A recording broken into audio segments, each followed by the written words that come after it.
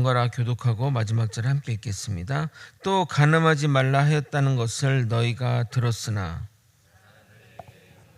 육을 품고 여자를 보는 자마다 마음에 이미 간음하였느니라. 만일 내 오른눈이 너를 실족하게 하거든 빼어내 버리라. 내 백체 중 하나가 없어지고 온몸이 지옥에 던져지지 않는 것이 유익하며 또한 만일 내 오른손이 너로 실족하게 하거든 찍어내 버리라. 내 백체 중 하나가 없어지고 온몸이 지옥에 던져지지 않는 것이 유익하니라. 아멘. 우리는 어느 시대보다 음란한 시대를 살고 있습니다. 아마도 내년 또 가까운 미래에도 지금이 가장 음란한 시대를 살고 있다고 말할 것 같습니다. 그 말은 계속해서 세상이 음란해지고 있다는 말입니다.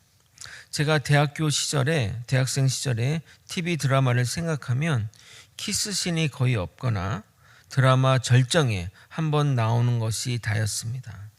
그러나 요즘 드라마를 보면 키스신은 기본이고 수위 높은 장면들이 매회 나오고 있습니다. 과거에는 주말 저녁이면 가족들이 모여 드라마를 보며 일주일을 정리했는데 이제는 같이 보기 민망할 뿐 아니라 각자 손에 핸드폰이 있어 각자의 공간에서 각자의 시간을 보내고 있습니다.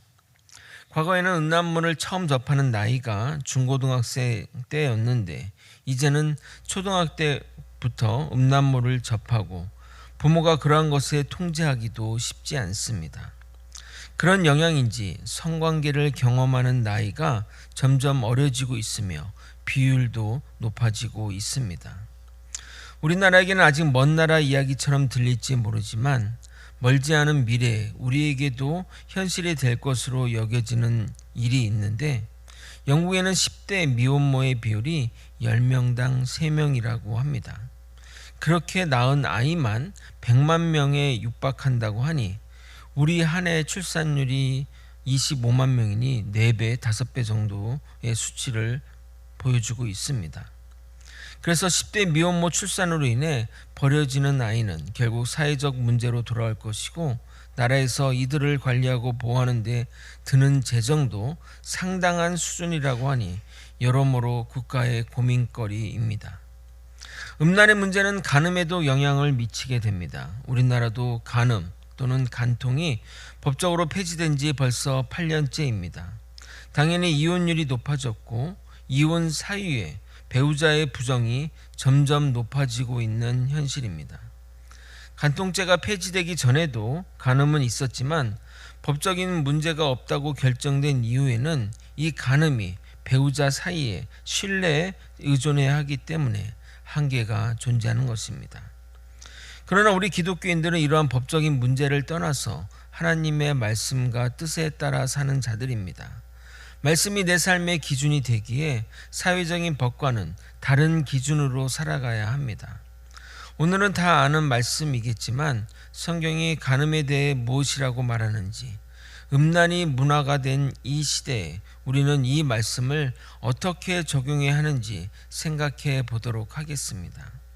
말씀도 쉽지 않고 적용도 쉽지 않습니다. 주님이 우리에게 큰 지혜 주실 것을 간절히 소망합니다. 하나님은 다른 죄악과 달리 성적인 범죄에 대해 매우 강력하게 말씀하십니다. 왜냐하면 성적인 범죄는 개인의 삶을 파괴하고 가정과 사회를 파괴하기 때문입니다. 지금은 마약이나 도박 등 다양한 것들이 개인의 삶을 위협하지만 가장 오래되었으며 가장 원초적이고 가장 자극적인 성의 범죄가 그 중에서 으뜸이라 하겠습니다. 하나님은 성의 범죄에 대해서 반드시 죽이라고 명령하셨습니다. 대표적인 성범죄 4가지는 간음, 동성애, 수간, 동물과의 관계를 말합니다. 그리고 근친상간의 죄입니다. 레위기 20장 10절에서 16절은 이렇게 이야기합니다. 좀 긴 본문이지만 제가 읽어도록 하겠습니다.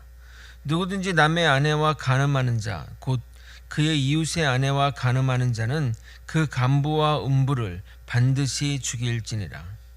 누구든지 그의 아버지의 아내와 동침하는 자는 그의 아버지의 하체를 범하였은즉 둘 다 반드시 죽일지니 그들의 피가 자기들에게로 돌아가리라.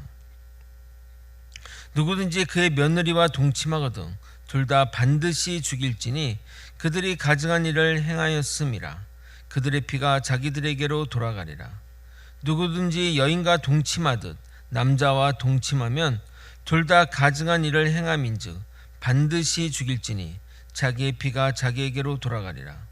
누구든지 아내와 자기의 장모를 함께 데리고 살면 악행인즉 그와 그들을 함께 불사를 찌르니 이는 너희 중에 악행이 없게 하려 함이라. 남자가 짐승과 교합하면 반드시 죽이고 너희는 그 짐승도 죽일 것이며 여자가 짐승에게 가까이 하여 교합하면 너는 여자애와 짐승을 죽이되 그들을 반드시 죽일지니 그들의 피가 자기들에게로 돌아가니라. 하나님은 이러한 죄를 지은 자들을 반드시 죽이라고 말했으나 사실 동성애와 간음에 대해서는 일부 이슬람 국가를 제외하고 처벌할 수 없고 처벌했다가는 처벌한 자에게 더 큰 문제가 발생할 것입니다. 저는 이 상황을 이렇게 표현하고 싶습니다.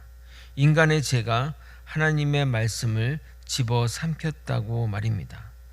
간음이 가장 먼저 정복되었고 동성애가 뒤를 이었으며 이제 남은 것은 수간과 근친상간입니다.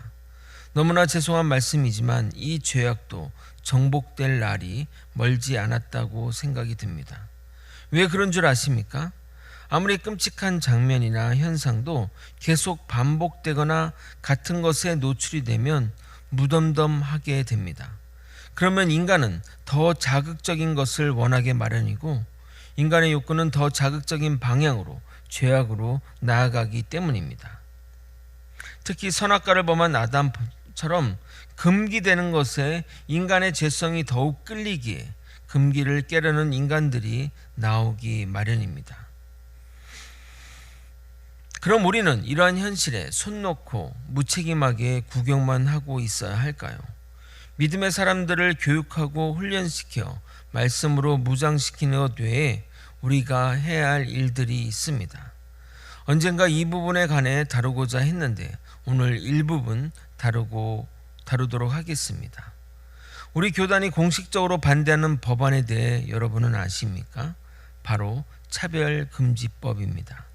이름만 들으면 이 법을 반대하는 것이 매우 문제있고 요즘 시대에 뒤떨어지는 것처럼 보이지만 실상은 그렇지 않습니다. 차별금지법이 통과하게 되면 동성애에 대한 반대나 금지 또는 설교 가운데 언급하거나 동성애가 틀렸다고 말하는 것에 대해 법적인 문제를 져야 합니다. 당연히 설교 가운데 동성애에 대한 반대 이야기를 할 수 없고 만약 하게 되면 법적인 책임을 질 수 있습니다. 그래서 이 법안은 성경 말씀에 지우개를 치는 것이고 설교자 입에 자갈을 물리는 법입니다.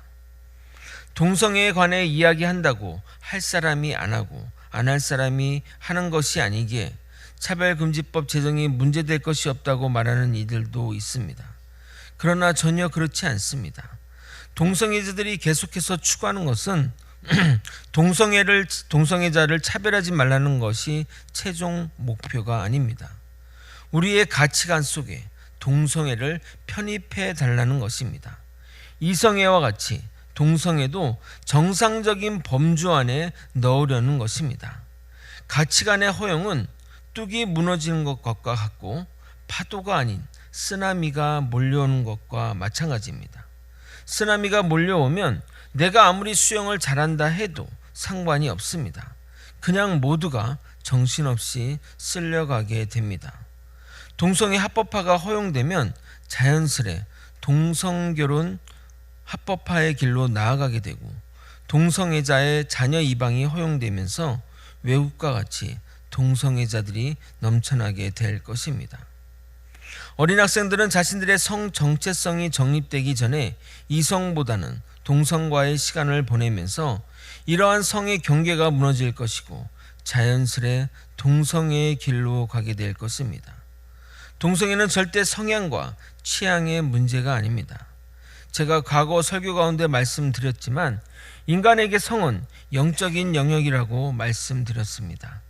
인간은 자해를 통해 성관계를 하지 않아도 성관계의 효과와 만족을 얻을 수 있는 유일한 동물이라고 말씀드렸습니다.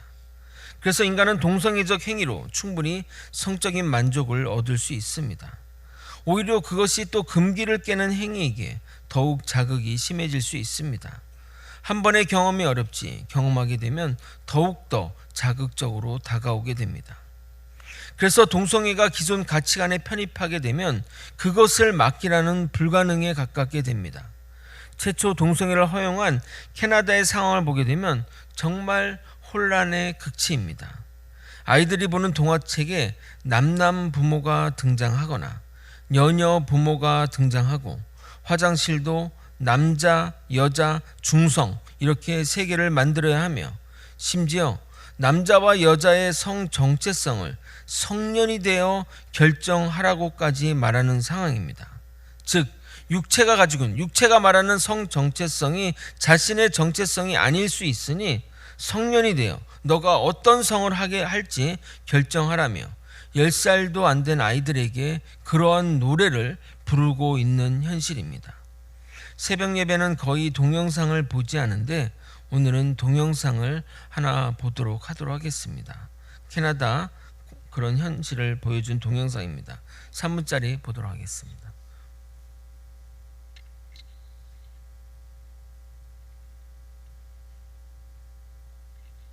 소리 좀 키워주세요.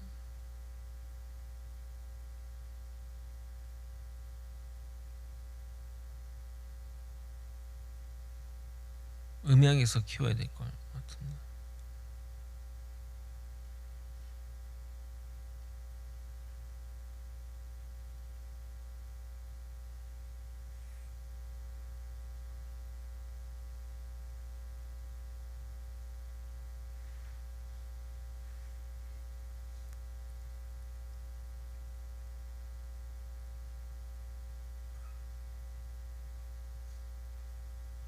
그냥 틀어주세요. 자막이 나오니까.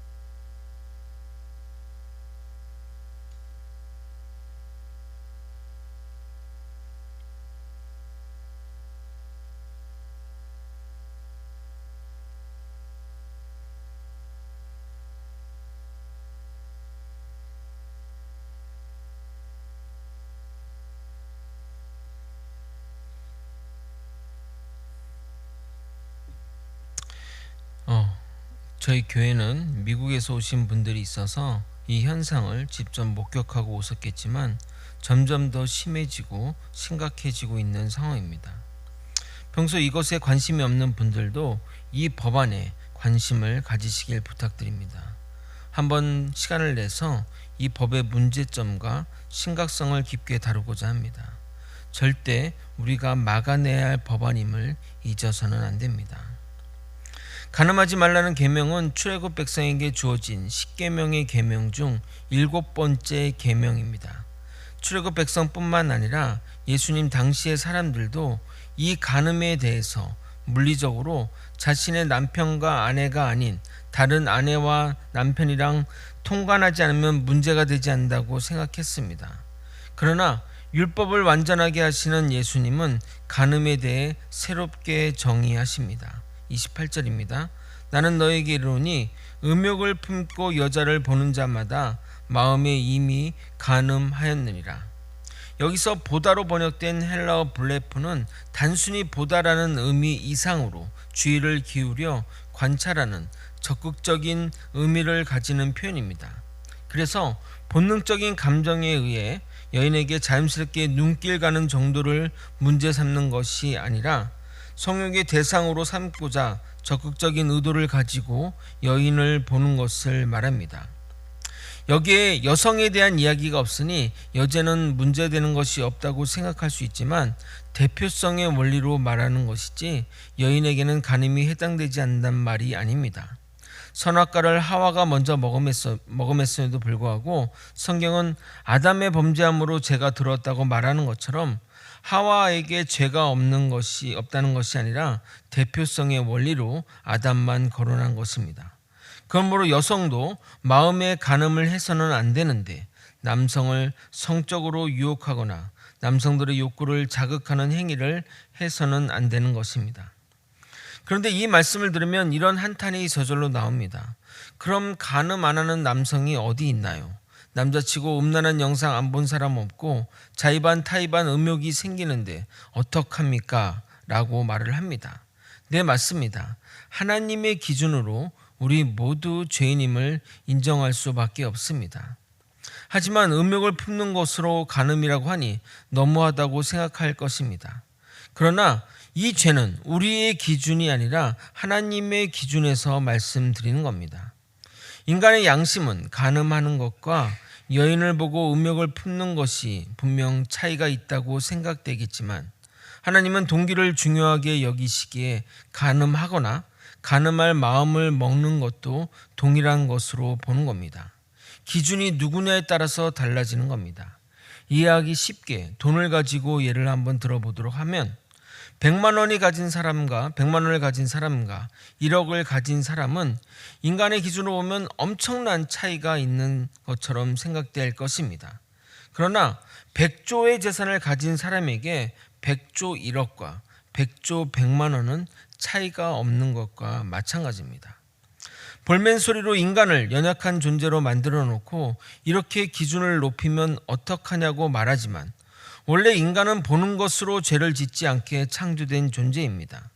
죄가 들어오고 나서 서로의 벗은 몸을 감추려 한 것처럼 범죄 전 아담과 하와는 상대방의 벗은 몸을 보고 음욕을 품지 않았음을 알 수 있습니다. 그러므로 우리의 죄악으로 인해 상대적으로 하나님의 기준이 높아진 것이지 하나님의 기준은 창조 때 이후로 변함이 없었던 것입니다. 그런데 점점 더 하나님의 기준이 높아질 것입니다.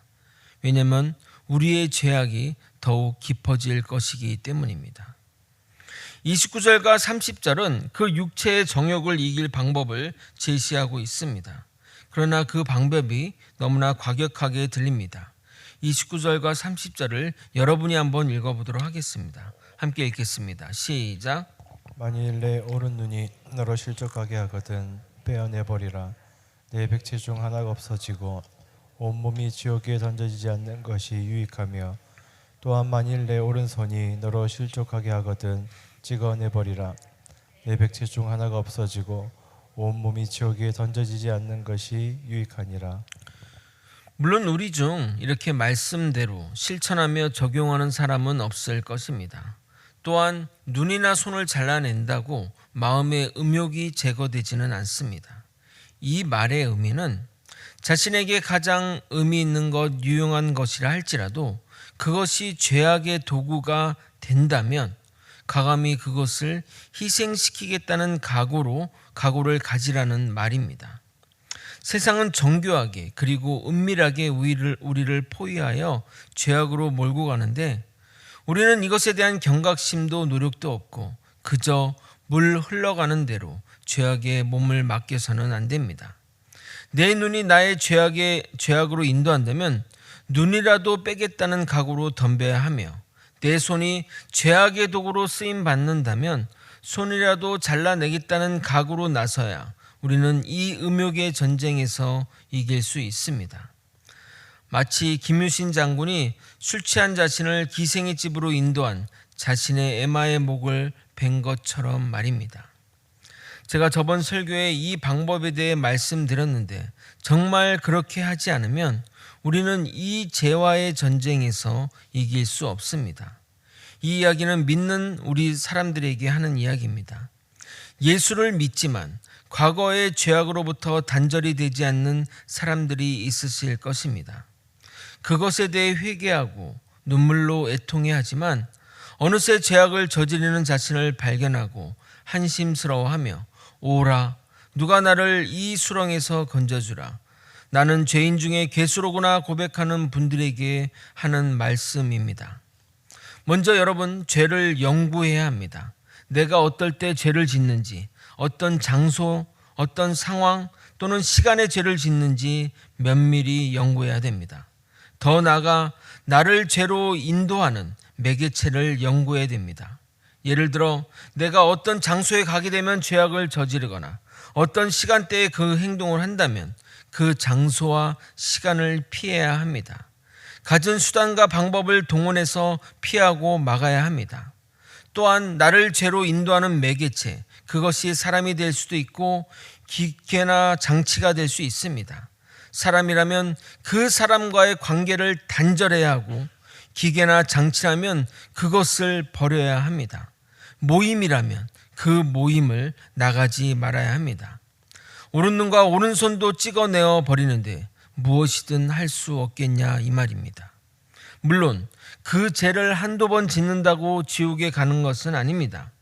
우리가 회개를 통해 그 죄를 인식하고 그 죄악을 버리려는 노력을 한다면 말입니다. 그러나 계속해서 반복되는 죄 가운데 스스로 변명하고 죄를 또 용납하게 되면 어느새 죄가 죄같이 여겨지지 않고 그 죄로 인해 다른 죄들을 용납하게 되고 결국 믿음에서 떠나는 결과가 나오게 됩니다. 그러한 상태를 성경은 이렇게 표현하고 있습니다. 디모데전서 4장 1절 2절입니다. 그러나 성령이 밝히 말씀하시기를 후일에 어떤 사람들이 믿음에서 떠나 미혹하는 영과 귀신의 가르침을 따르리라 하셨으니 자기 양심이 화인을 맞아서 외식함으로 거짓말하는 자들이라. 죄를 반복해서 짓다 보면 양심이 마비가 되어 더 이상 하나님의 말씀이 자기 삶에 작동되지 않게 되고 죄를 지으면서 스스로에게 또는 남에게 습관적으로 거짓말을 하게 됩니다. 결국 그런 자들은 믿음에서 떠나는 결과를 낳기에 성경 말씀처럼 지옥에 떨어지게 되는 겁니다. 실제 예를 들어보면 어떤 이가 아내 몰래 바람을 피웠습니다. 처음에는 죄책감이 들고 들킬까 염려가 되어 밤잠을 설치기도 했습니다. 그래서 아내와 자녀의 눈도 똑바로 쳐다보지 못했습니다. 반성도 되고 후회도 했으나 그 죄악을 끊어내지 못했습니다. 결국 계속해서 어쩔 수 없지 하며 스스로 변명하며 그런 죄악을 저지르다 보니 양심에 화인이 맞는 지경에 이르게 된 것입니다. 잦은 출장과 외박을 하다 결국 따로 살림을 차리고 최종에는 자기가 사는 아파트 다른 동에 집을 구해서 살림을 차리는 지경에 이르게 되었다고 합니다. 어떻게 간 크게 그렇게 행동할 수 있겠냐 말하겠지만 죄에 계속 노출이 되다 보면 무감각해지는 것입니다. 마치 살인죄를 저지르면 돈을 훔치는 것은 죄처럼 여겨지지 않는 것처럼 말입니다. 결론입니다. 그럼 우리는 어떻게 해야 하는가요? 성경의 말씀을 따라 행하면 됩니다. 문제 가운데 해답이 있는데 우리의 기준을 높이면 되는 겁니다. 마음의 죄도 간음이라 생각하고 마음의 죄가 실제 죄가 되기 전에 이 마음의 죄를 유산시켜야 하는 것입니다. 마음으로 짓는 음욕을 죄라고 생각하지 않으면 그 생각이 나를 지배하게 될 것이고, 시차가 존재하지만 그 마음의 생각이 행동으로 옮겨지는 데는 그리 오래 걸리지 않을 것입니다. 그러므로 생각으로 음욕이 올라오면 내가 지금 간음을 저지르고 있구나 경각심을 가지고 바로 회개의 자리로 나아가면 되는 겁니다. 성경은 죄의 경로 또는 형태를 이렇게 이야기하고 있습니다. 야고보서 1장 15절을 읽겠습니다. 욕심이 잉태한 즉 죄를 낳고 죄가 장성한 즉 사망을 낳느니라. 이 생각이 잉태하여 행동의 죄를 낳고 이 죄가 장성하여 우리를 사망으로 인도한다는 말입니다. 이 말씀을 간음으로 치환하여 적용하면 음욕이 잉태하여 간음을 낳고 간음이 장성한 즉 사망을 낳느니라. 그러므로 음욕이 잉태되지 못하도록 생각에서 유산시켜야 하는 겁니다. 생각에서 정리되면 간음이라는 무서운 제약이 태어나지 않게 됩니다. 말씀을 정리하겠습니다. 우리는 너무나 음란한 세상에 살고 있습니다. 내가 가만히 있다고 할지라도 세상이 음란으로 치닫기에 우리의 위치는 점점 더 제약에 가까워질 것입니다. 특히 음란함이 우리를 갖은 매체로 유혹합니다. 우리가 접하는 영화, 드라마, 예능 방송, 광고, 심지어 뉴스까지 우리의 클릭을 유도하기 위해 음란 코드를 심는다고 합니다. 우리가 이런 세상에 아무런 경각심 없이 살아간다면 우리는 서서히 죄악에 노출되어 양심의 화인을 맞은 자처럼 살아가게 될 것입니다. 우리의 믿음의 수준을 높여야 합니다. 우리의 신앙의 기준을 높여야 합니다. 성경 말씀을 기준 삼아 살아야 할 것입니다. 그럴 때 죄악을 이길 힘이 생기게 되는 겁니다. 생각으로 짓는 음욕도 간음임을 깨닫고 생각부터 유산시키는 믿음의 사람들이 됩시다. 할 수 있습니다. 이겨냅시다. 반드시 승리할 것입니다. 주의 말씀을 따라 살아가며 주의 말씀에서 벗어나지 않도록 애쓰고 노력하는 저와 여러분이 되시길 예수님의 이름으로 소망합니다. 우리 함께 신실하게 진실하게 1절만 찬양하고 기도의 자리로 나아가도록 하겠습니다.